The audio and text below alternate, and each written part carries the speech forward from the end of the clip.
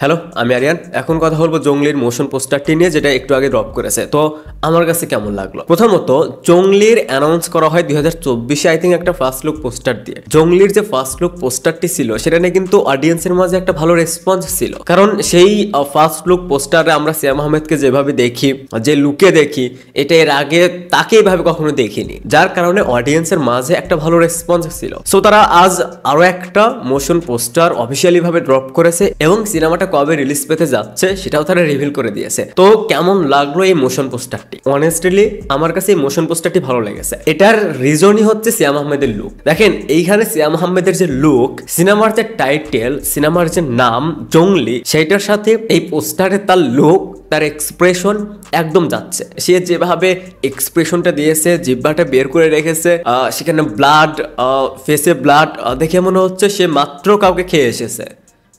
আমি পার্সোনালি এই ক্যারেক্টারটা দেখার জন্য এক্সাইটেড। এই ক্যারেক্টারের অ্যাক্টিভিটিস কেমন হতে পারে বা এই ক্যারেক্টারটা কতটা ভয়ঙ্কর হতে পারে সেটা একটা আভাস দিচ্ছে এই মোশন পোস্টারটা, যে এই ক্যারেক্টারটা সাইলেন্ট নাকি ভায়োলেন্ট। সিয়াম আহমেদের একটা ভালো কামব্যাক হোক, এটা অবশ্যই চাই, কারণ ইন্ডাস্ট্রিতে নায়ক দরকার, ইন্ডাস্ট্রিতে কমার্শিয়াল হিরো দরকার, একটা ইন্ডাস্ট্রিতে সব ধরনের সিনেমাই দরকার। বাট যেটা সবচেয়ে বেশি দরকার, যে জনরার সিনেমাটা ওয়ার্ক না করলে, না চললে ইন্ডাস্ট্রি কখনো গ্রো করতে পারে না, সেটা হচ্ছে কমার্শিয়াল ফিল্ম। যেটা আমাদের এখানে এই জনরার ভিতর খুব একটা যে কাজ হয়, আবার যে কাজগুলো হয় দেখা যায় যে 10টার ভিতর একটা ওয়ার্ক করে। এটার রিজনই থাকে, দেখবেন যে লাস্ট যদি কয়েকটা কমার্শিয়াল ফিল্ম দেখেন আমাদের ইন্ডাস্ট্রির, সেটা একটা দুটা বাদে যে সিনেমাগুলো সাকসেসফুল হয়েছে সেটা তো অডিয়েন্স পছন্দ করেইছে, সেটা তো অডিয়েন্স একসেপ্ট করেইছে। বাট এর বাহিরে যে সিনেমাগুলো হয়ে থাকে, প্রপার যে কমার্শিয়াল ফিল্ম বলতে আমরা যেটাকে বুঝি, আপনি যদি সাউথে দেখেন, তারা যে গল্পটা দেখাচ্ছে একটা মেইন স্ট্রিম ফিল্মে, একটা হার্ডকোর কমার্শিয়াল ফিল্মে, সেই গল্পটা কি খুবই ইউনিক, সেই গল্পটার ভিতর কি অনেক বেশি কিছু রয়েছে?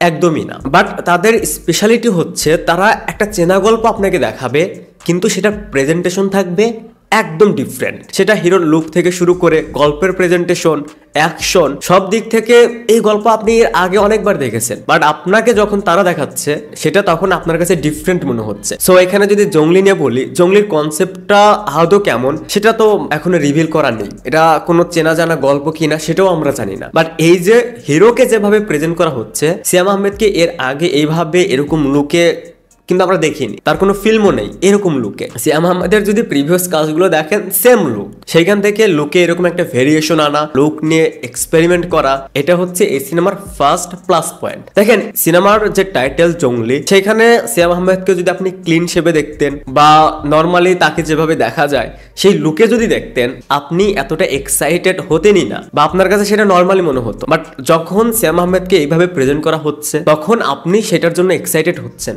তখন সেই কাজটা দেখার প্রতি আপনার আগ্রহ তৈরি হচ্ছে, বা এই ক্যারেক্টারটা কেমন হতে পারে, সিয়াম কেমন পারফরমেন্স দিবে, এটা নিয়ে আপনার ভিতরে একটা কৌতূহল তৈরি হচ্ছে। সো জংলি নিয়ে এই যে আলোচনাটা হচ্ছে, এটার রিজনই সিয়াম আহমেদের লুক। এখন পরবর্তীতে এই সিনেমা রিলেটেড যখন টিজার আসবে, ট্রেলার আসবে, কোনো গ্লিমস আসবে, সিনেমাটা অফিসিয়াল রিলিজ ডেট হচ্ছে 2025-এর ঈদ উল ফিতর, আই মিন ঈদ উল ফিতরে রিলিজ পাবে। সো যখন এই সিনেমা রিলেটেড আরো কন্টেন্ট আসবে, তখন আমরা আরো বুঝতে পারবো যে সিনেমাটা আদৌ কেমন হবে, সিনেমার গল্পে নতুন নতুন কিছু থাকবে, সিনেমায় কি ভালো ভায়োলেন্স থাকবে, ভালো অ্যাকশন থাকবে, সেটা তখন আমরা টিজার বা ট্রেলার দেখে বলতে পারবো। বাট এটার ফার্স্ট লুক পোস্টারটাও বেশ ভালো ছিল, এই মোশন পোস্টারটাও বেশ ভালো। মোশন পোস্টারে জংলির যে থিম সংটা রয়েছে সেটাও বেশ ভালোই লাগছে। এই র্যাপারটা আমার কাছে এক্সট্রাঅর্ডিনারি কিছু মনে হয়নি, বাট ঠিকঠাক। এই ছিল জংলির মোশন পোস্টার নিয়ে আমার ওপিনিয়ন। আপনাদের কাছে কেমন লেগেছে সেটা অবশ্যই কমেন্টসে জানাবেন।